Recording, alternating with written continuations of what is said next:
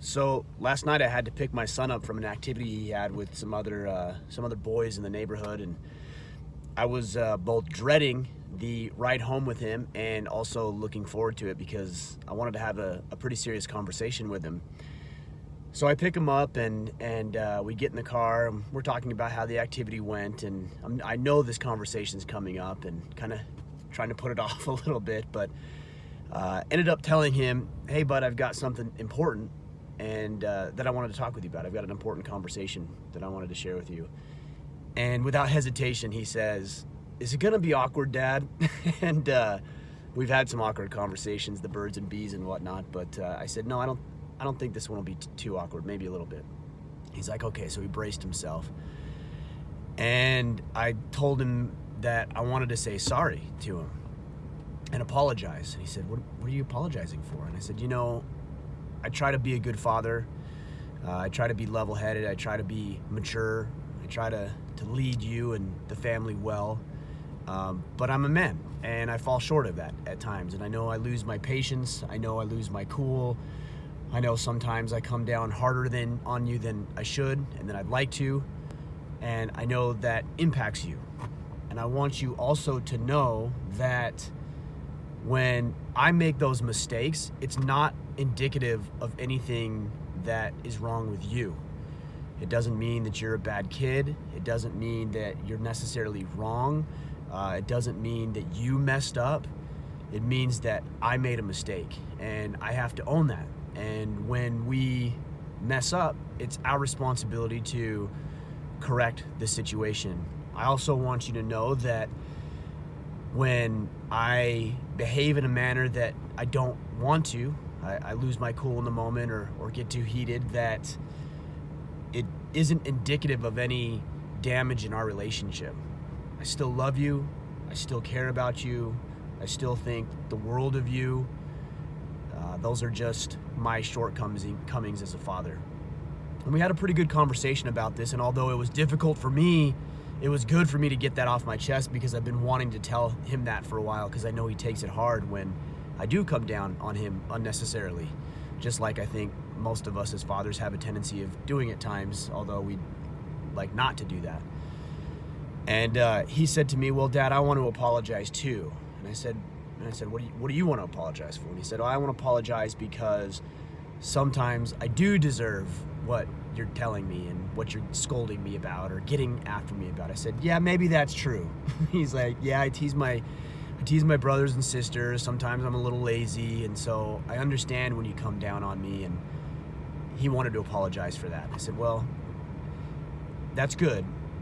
Maybe we both have some room for improvement, but the fact that you do that doesn't make sometimes my behavior okay."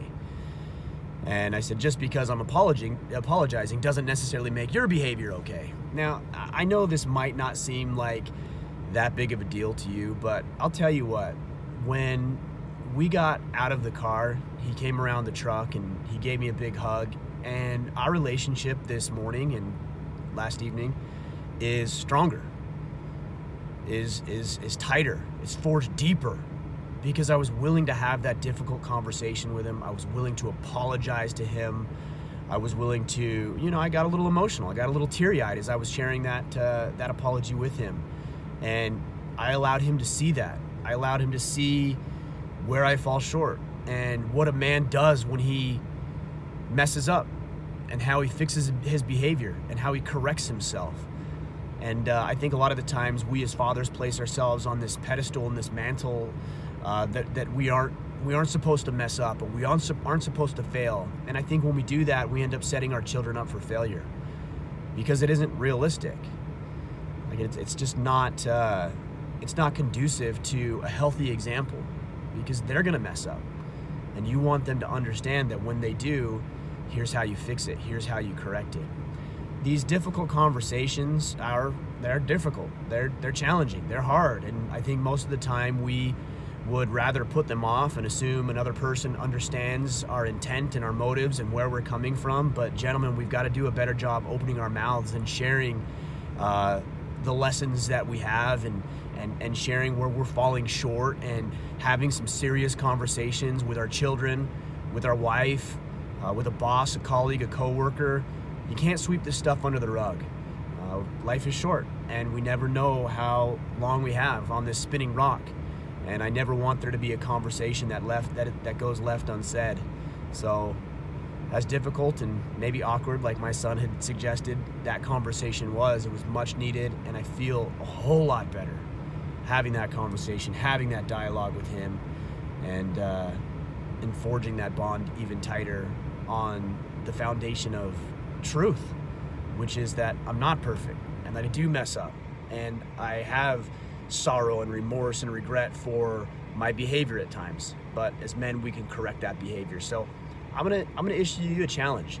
I think there's probably a conversation or more than one in your life that you need to have, that you've been bottling up, that you've kept inside because you don't want to hurt somebody's feelings, or you don't want to expose your feelings, or you are afraid of the results or ramifications of that conversation. I'm issuing you a challenge to go have those difficult conversations. And also, I want to give you one additional tool and resource inside of our exclusive brotherhood, the Iron Council. For the month of February, we're talking about the courage to have these powerful conversations that most of us have overlooked for a very, very long time. We're going to give you the tools and the resources, the guidance, the brotherhood, the camaraderie that you will need in order to develop your ability to communicate with others more effectively, more assertively, to not be passive, to not bottle up and hide these conversations, but to have them in a effective manner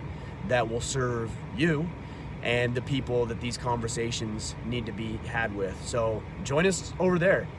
Do this challenge. Have these conversations and let me know how they go. If you're interested in the brotherhood, you can check it out at orderofman.com/Iron Council. I'll also put a link in the bio of Instagram or in the comments on YouTube, so you can check that out. But these conversations are powerful and they need to be had. And you know it. You've just been bottling them up, so go have them. Make it happen this weekend. I promise everything's going to be better when you do.